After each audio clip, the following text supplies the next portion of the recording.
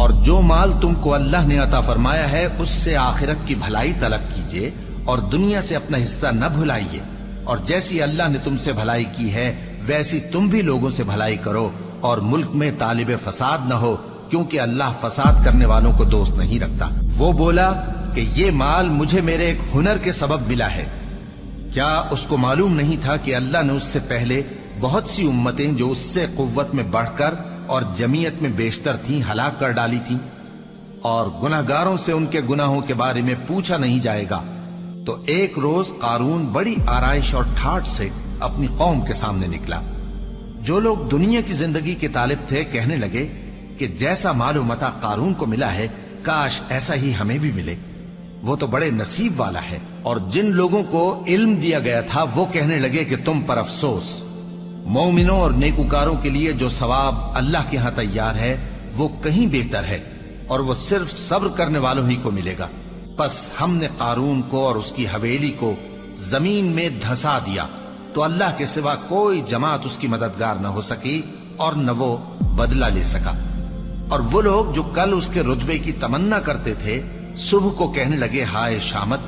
اللہ ہی تو اپنے بندوں میں سے جس کے لیے چاہتا ہے رزق فراخ کر دیتا ہے اور جس کے لیے چاہتا ہے تنگ کر دیتا ہے۔ اگر اللہ ہم پر احسان نہ کرتا تو ہمیں بھی دھسا دیتا۔ ہائے خرابی، کافر کامیاب نہیں ہوتے۔ وہ جو آخرت کا گھر ہے ہم نے اسے ان لوگوں کے لیے تیار کر رکھا ہے جو ملک میں ظلم اور فساد کا ارادہ نہیں رکھتے، اور انجام نیک تو پرہیزگاروں ہی کا ہے۔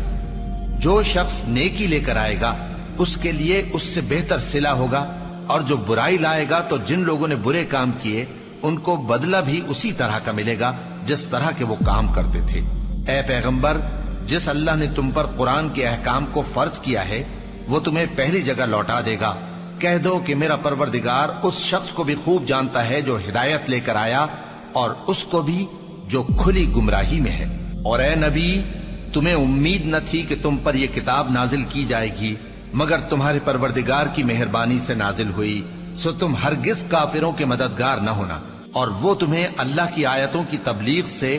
بعد اس کے کہ وہ تم پر نازل ہو چکی ہیں روک نہ دیں، اور اپنے پروردگار کو پکارتے رہو، اور مشرکوں میں سے ہرگز نہ ہو جانا، اور اللہ کے ساتھ کسی اور کو معبود سمجھ کر نہ پکارنا۔ اس کے سوا کوئی معبود نہیں، اس کی ذات پاک کے سوا ہر چیز فنا ہونے والی ہے، اسی کا حکم چلتا ہے اور اسی کی طرف تم لوٹ کر جاؤ گے۔